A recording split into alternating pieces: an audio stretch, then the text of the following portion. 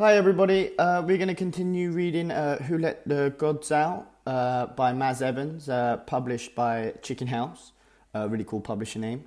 We're going to continue reading from chapter 3.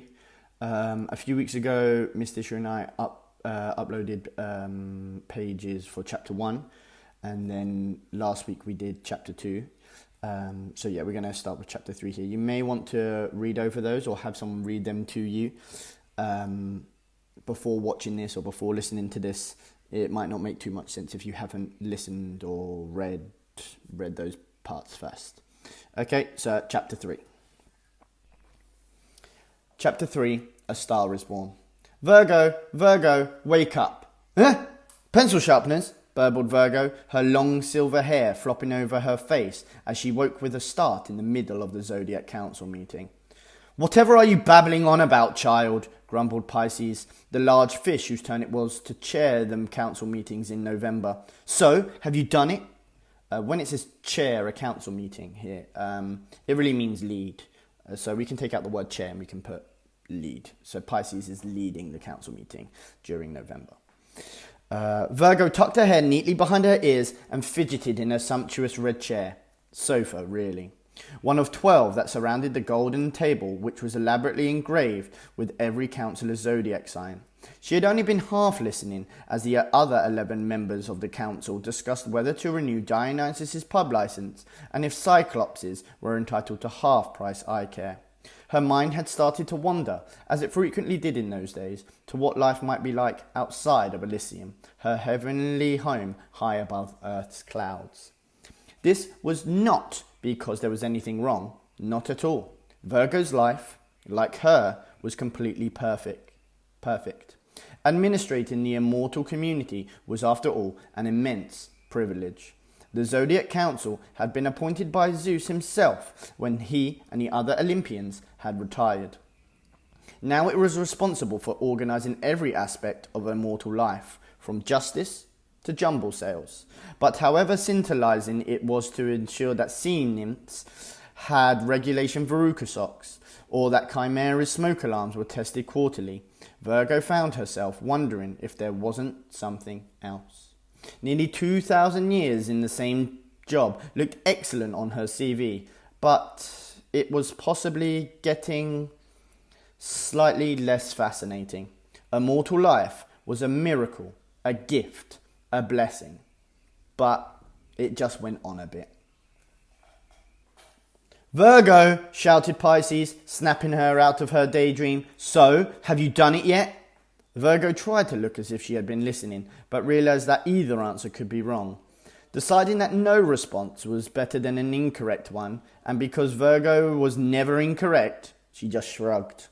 For goodness sake, child, pay attention, snapped Pisces, as a frustrated bubble escaped his pink lips.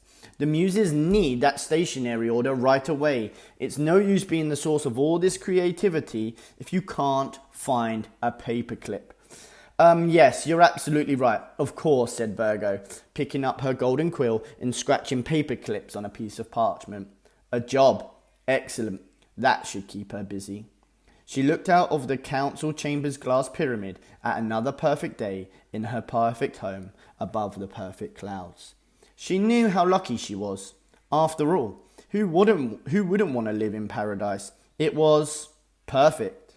Once the council business was done for a day, perhaps she'd fly a unicorn over the marshmallow meadows, or swim with dolphins in the warm waters of the Honey River, or possibly ride the roller coasters at Wonderland. Or maybe not. She'd done all those things yesterday. Or was it the day before? Or maybe it was last week. Virgo couldn't remember, and there was no way and no one to remind her. But that was fine.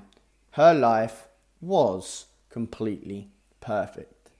And if she had any friends to talk to, she would have told them exactly that.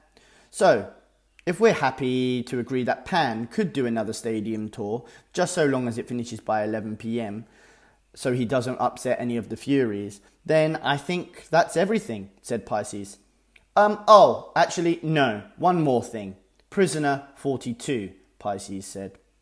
A chorus of moans rang across the chamber as Pisces produced a small golden flask.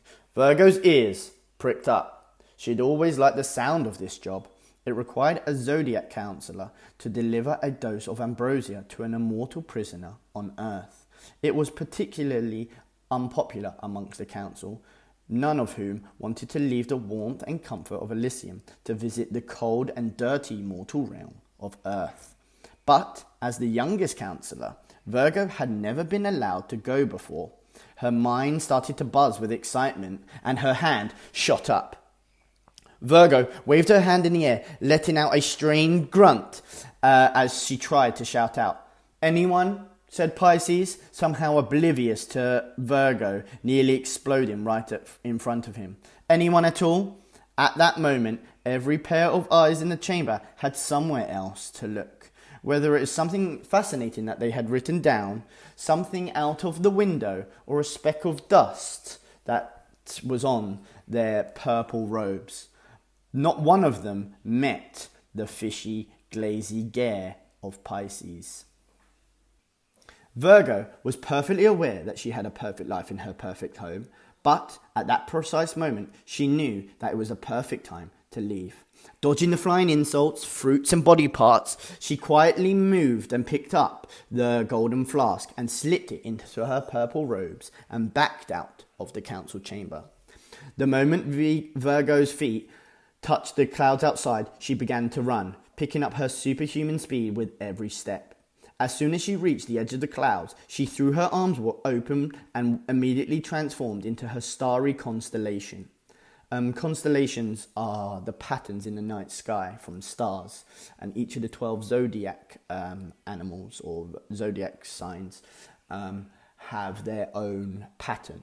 It's kind of like a dot to dot. You join the stars together and it makes a pattern, and Virgo has just turned into her pattern or her constellation. She felt the exhilarating rush and familiar warmth radiating throughout her body as she melted into a million gleaming stars from the feet up, and she started to whoosh into the air before plunging down into the clouds and into the realm of Earth. This was as far as she'd ever been from home before. There was still time to turn back. Perhaps this was a mistake, but then Virgo realized she never made mistakes. She was, of course, perfect. So this must be the right thing to do. She blasted into Earth's night sky, feeling glorious, happy, and free. She had heard so much about this realm, and as she looked down, she could see, yes, it was extraordinary. 1 minute she was flying over dense jungle, which was pulsing with every species of creature imaginable. The next over vast deserts with no life in them at all for thousands and thousands of miles. Some parts were filled with tall buildings and weird moving lights. Others with nothing but empty wastelands. Strange scents filled her lungs. Fresh cut grass, salty ocean air, and frozen mountain dew. She circled the earth countless times, noticing different details every time the earth went from day to night. From the wonderful to the weird and to the downright worrying. The diversity was endless. Everything was just so new. Not perfect, not like her home, but different. Indeed, Virgo was so excited by this journey of discovery, it took her a while to realize she was missing crucial information. She had no idea where she was supposed to go or who she was meant to see. Virgo racked her brain for any detail she gleaned from the other counsellors. Leo had once mentioned that Prisoner 42 was held on a small island in the north. It was populated with an eccentric breed of mortals who liked to drink tea and stand in queues. I think I know people like that. And Taurus had said that the spot was marked by a stone circle. Sounds a little bit like Stonehenge. I think you studied that when you studied rocks in year 3.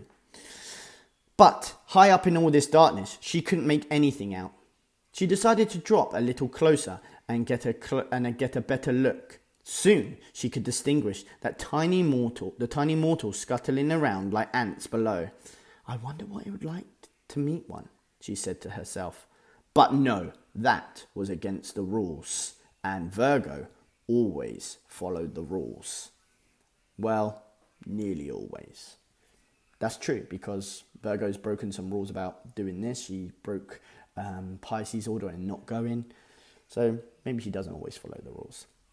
Finally, she spent hours rocketing around the night sky. The stone circle soon leapt out at her from the darkness. How considerate of the mortals to light it up for me, she thought happily, and then she started her descent. This was all going to work out perfectly, she said to herself. She'd be back in Elysium before supper. What could possibly go wrong? Dun, dun, dun. I hope you enjoyed listening. I look forward to reading chapter 4 with you. I'll see you soon.